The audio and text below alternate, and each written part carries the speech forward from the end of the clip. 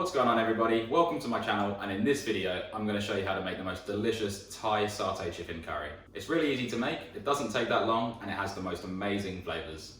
To start this off, we're going to add 4 tablespoons of coconut milk to a large mixing bowl. 1.5 tablespoons of peanut butter, and I'll leave my peanut butter recipe in the description below. 1 1/4 tablespoons of light brown sugar. 1.5 tablespoons of Thai red curry paste. 1 tablespoon of Kecap mayonnaise, which is just a sweet soy sauce. 1 tablespoon of fish sauce.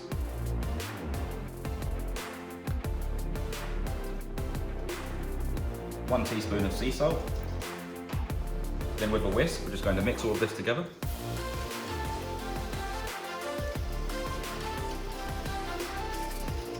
Once that's all mixed, we're going to add in 4 skinless chicken thighs, and you can choose to have the bone in or the bone out. Then either with a spatula or your hands, I'm just going to rub the marinade into the chicken. Make sure it's all nice and coated. Make sure you get in all of those little hidden, tucked in spaces. Then going to chuck some cling wrap over the top of this, just to lock in all of those flavours. And I'm going to put this in the fridge to marinate for 24 hours. And you can marinate this from anywhere between 3 to 6 to 12 to 24 hours. Obviously, the longer, the better. Then after 24 hours, we'll get our oven preheated. I'm going to turn it on to 200 degrees Celsius or 390 degrees fan forced. Then in a large skillet or frying pan, I'm going to place it onto a high heat and allow the pan to get nice and hot. Once the pan's nice and hot, we're going to add in 2 tablespoons of vegetable oil and place in our chicken.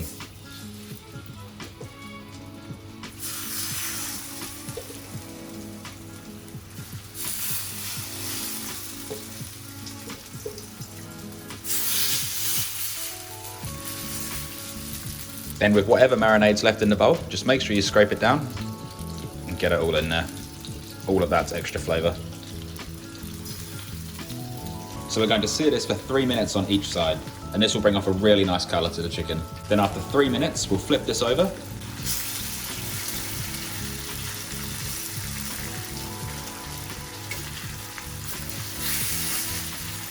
And sear it for another 3 minutes. Then after the 6 minutes, we'll take this off the heat and place it in the oven. And we're going to cook that in the oven for 25 minutes. Then 10 minutes before the chicken's done, in a large saucepan, I'm going to add 1 1/3 cups of coconut milk.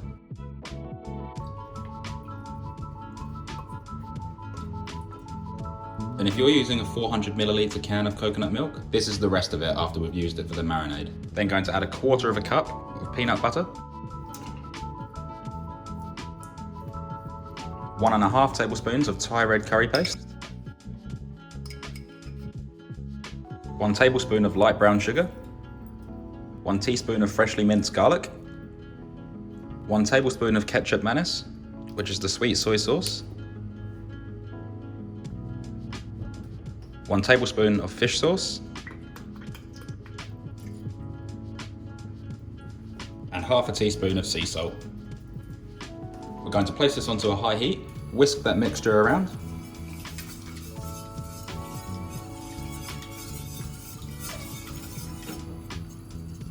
Make sure all of that peanut butter's fully broken up. And then we're going to bring this to a boil. Once the mixture's come to a boil, just give it a little mix around.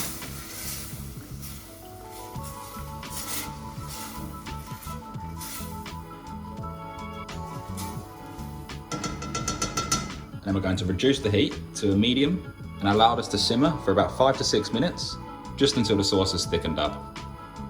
After about 5 minutes, this is really nicely thickened up. Going to take it off the heat. And after 25 minutes of our chicken being in the oven, the chicken has beautiful colour onto it, it smells fantastic, and it's pretty much falling apart just when I touch it. We're then going to pour our sauce over our chicken.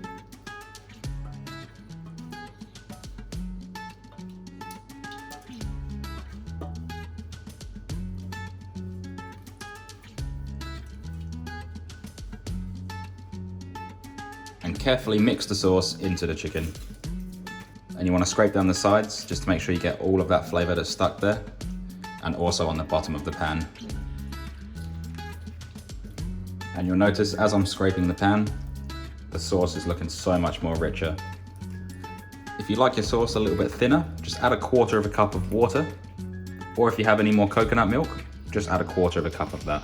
But with my curries, I prefer them to be a little bit thicker.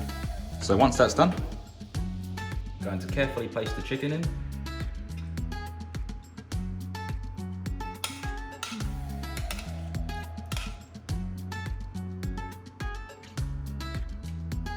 And pour over that delicious sauce.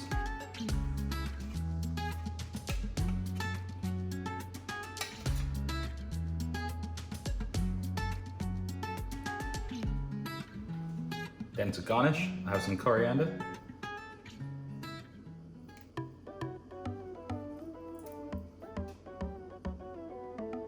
And a little bit of red chilli.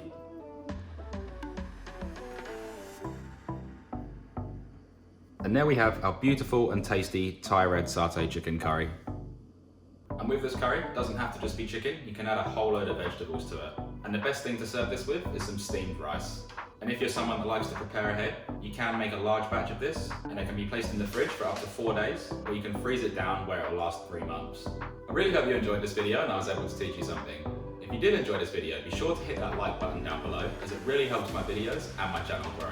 And if you'd like to see more, make sure you hit the subscribe button, and don't forget to hit the bell notification next to it so you never miss when I upload. I post 3 videos a week with recipes, tips, tricks and secrets. And let me know in the comment section down below, what is your favourite type of curry? I hope you all have a fantastic day. Thanks again for watching. Bye for now.